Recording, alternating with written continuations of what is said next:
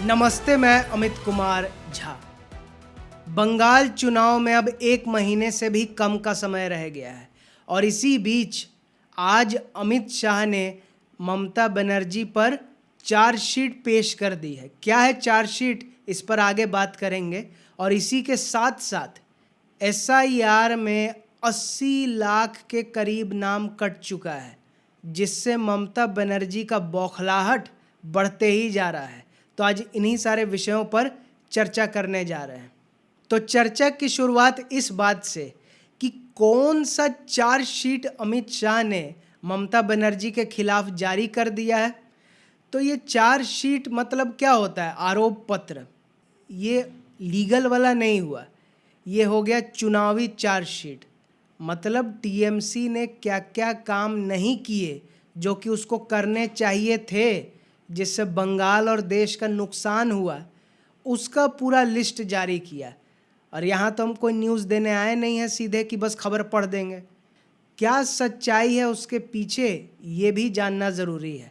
तो पहला पॉइंट क्या कहा कि ममता बनर्जी के राज में घुसपैठियों का आना तेज़ी से बढ़ा। कांग्रेस हो, लेफ्ट हो, सबके टाइम में घुसपैठिया आया, क्योंकि सबका तो वोट बैंक एक ही है। लेकिन ममता बनर्जी के टाइम में तेज़ी से बढ़ने लगा।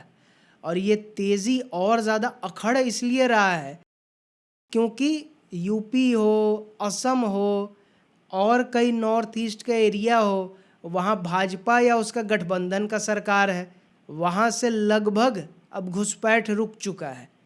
लेकिन बंगाल में वो सिलीगुड़ी कॉरिडोर है, इतना इम्पोर्टेंट है, फेंसिंग करना है, ममता बनर्जी ज़मीन दे नहीं रही है।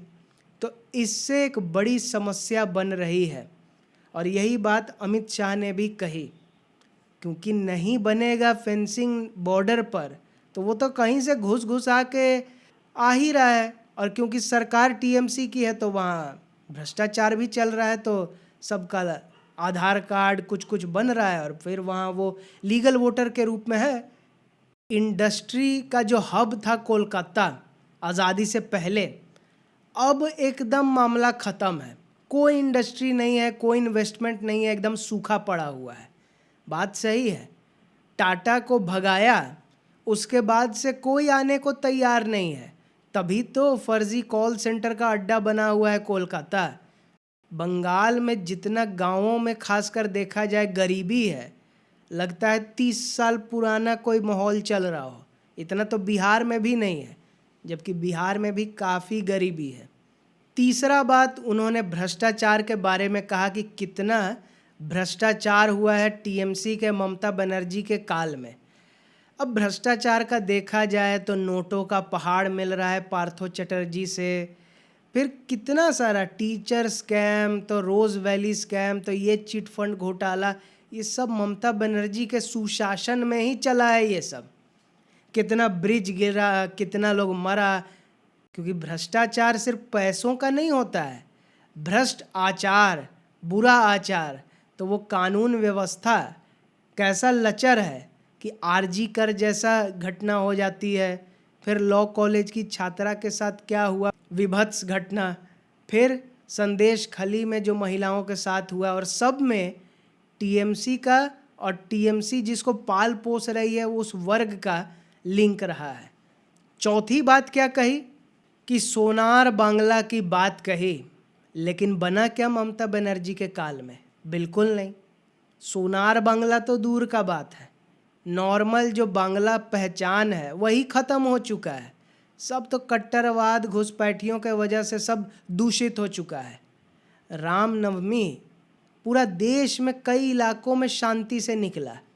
बंगाल में भी इस बार, क्योंकि चुनाव आयोग ने गृह मंत्रालय को रिक्वेस्ट दी, गृह मंत्रालय ने इतना केंद्रीय बल भेज रखा है, पुलिस का अधिकारी, डीएम, ये सब इतना बदल दिया है, दोनों का कोऑर्डिनेशन चल रहा है।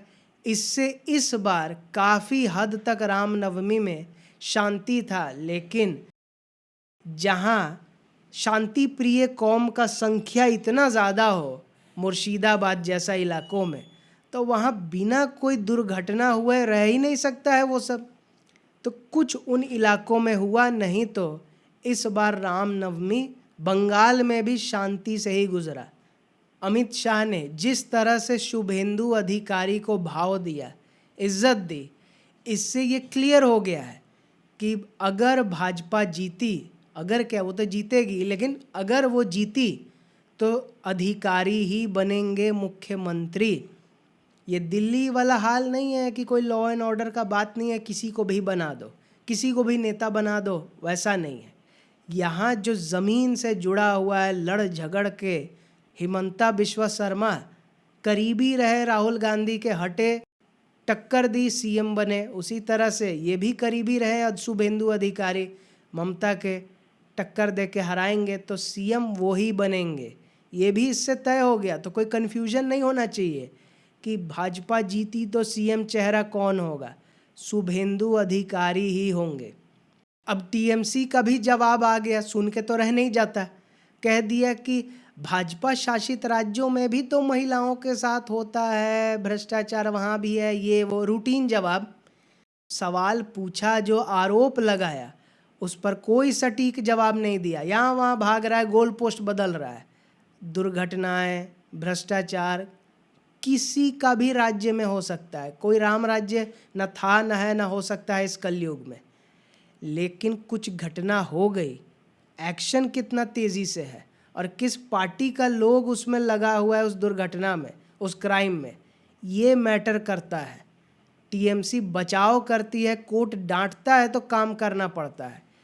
मतलब अभी तो चार्जशीट आया है, घोषणा पत्र भी आएगा। कारनामे ही इतने हैं टीएमसी के कि पहले उसको गिनाओ, फिर हम कैसे सुधारेंगे एक एक पॉइंट, फिर उसको गिनाओ। तो ये बड़ा यूनिक चुनाव है, क्योंकि ममता बनर्जी भी तो बहुत ही महान सीएम है, तो कुछ अलग तो करना ही पड़ता है। और अमित शाह ने ये भी एक तरह से कह दिया, तंज कसते हुए, कि हर बार ममता बनर्जी जब भी हार रही होती हैं तो कभी माथा फूटता है, कभी सर फूटता है, कभी व्हीलचेयर पे आ जाती हैं।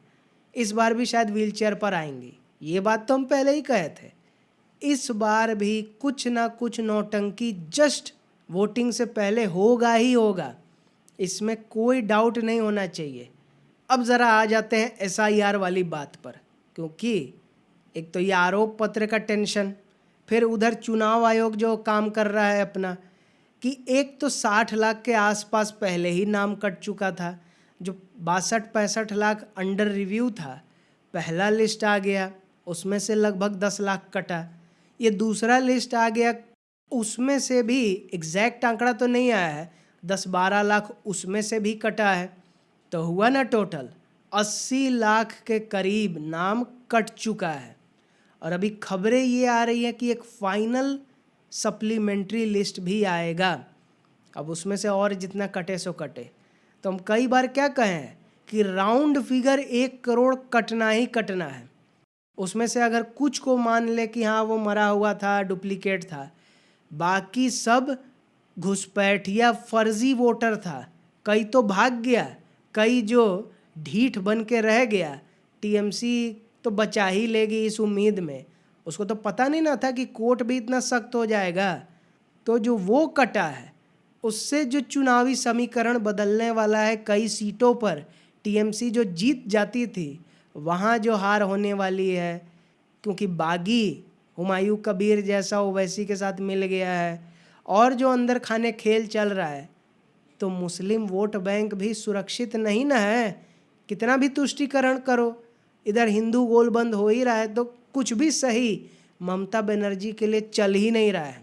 अब ये सारा कुछ देखकर मन में एक ही बात आती है, जो कि अमित शाह ने भी कहा, कि बंगाल की जनता के पास सिर्फ 2 ही ऑप्शन है, या तो टीएमसी वाला वही रूटीन भय का माहौल कि अपना त्यौहार भी नहीं मना सकता, बहन बेटियां काम भी नहीं कर सकती, जहाँ मुख्यमंत्री ही कहती हो कि आधी रात को मत घूमना, भीतर रहना, तो खुद महिला हो के इस तरह की बात करने वाली, भय का माहौल देने वाली टीएमसी की सरकार ही रिटेन करना है, या जहाँ महिलाएं खुल के निकल सके, जॉब अपॉर्चुनिटी आए, बिजनेस खड़ा हो और सोनार बांग्ला सही मायने में बने, ये भरोसे वाला, ये चेंज वाला भाजपा का सरकार चाहिए।